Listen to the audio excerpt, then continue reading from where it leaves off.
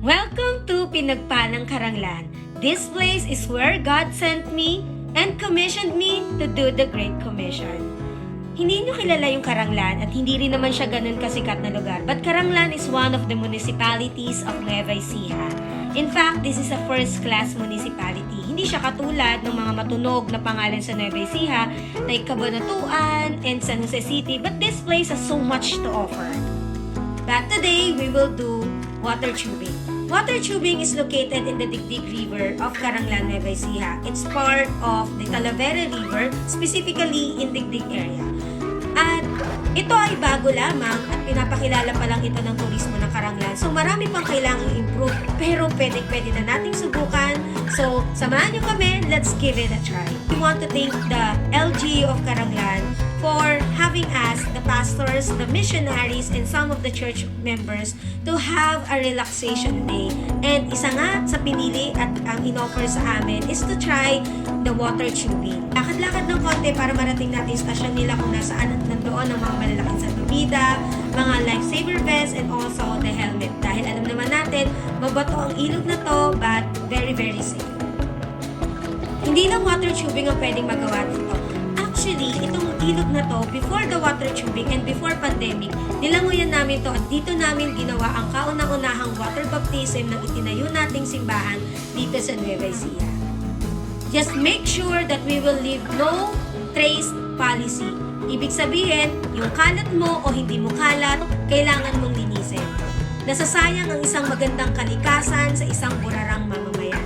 Kaya naman, every time na magbibisita kayo sa Nueva Ecija, even the locals of Nueva Ecija, maging practice nating pulutin ang ating mga kalat.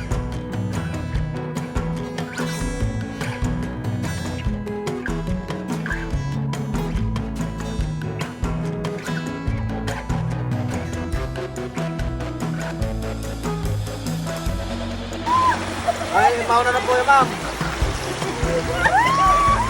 Isa lang ba? Isa lang.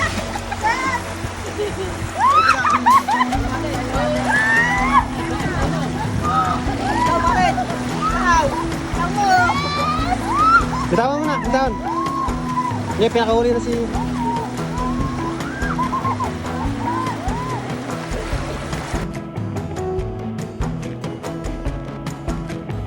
Yan, baka pumaputput yan.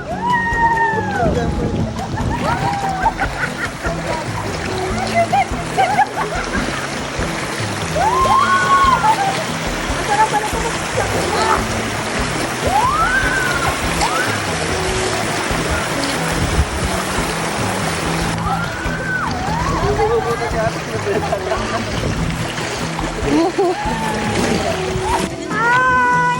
Nagkamay tayo, awan! Go! Hi! Sa lugar na ito, ipinaalala sa akin muli ng Panginoon ang kanyang pangako.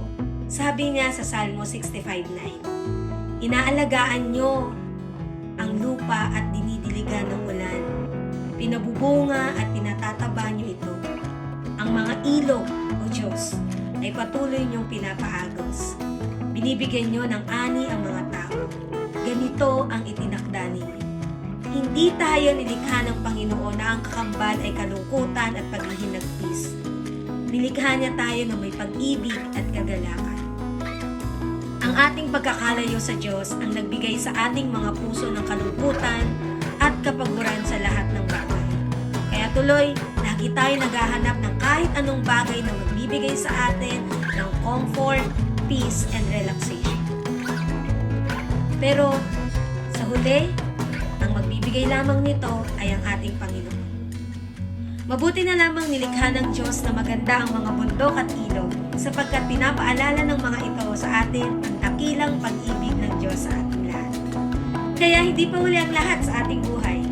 Kung naririnig mo man ang mensaheng ito, pagkakataon mo na ito upang muling kausapin ang ating Panginoon. Sa Kanya lamang natin matatagpuan ang totoong buhay na mapayapa kahit na tayo ay napapalibutan ng mga pagsubok. Yes, hindi dahil tinanggap mo na ang Diyos, mawawala ng lahat na magpapalungkot sa buhay mo. Maaaring maraming pagsubok na nasa paligid mo kahit na may relasyon ka na sa ating Panginoon. Ngunit ang kasiguraduhan niyan, sa gitna ng mga pagsubok, sa gitna ng mga siliranin, mayroong kang pusong matatag at pusong mapayapa sapagkat Panginoon ang iyong kanlungan. Kaya hanggang sa muli, Shalom!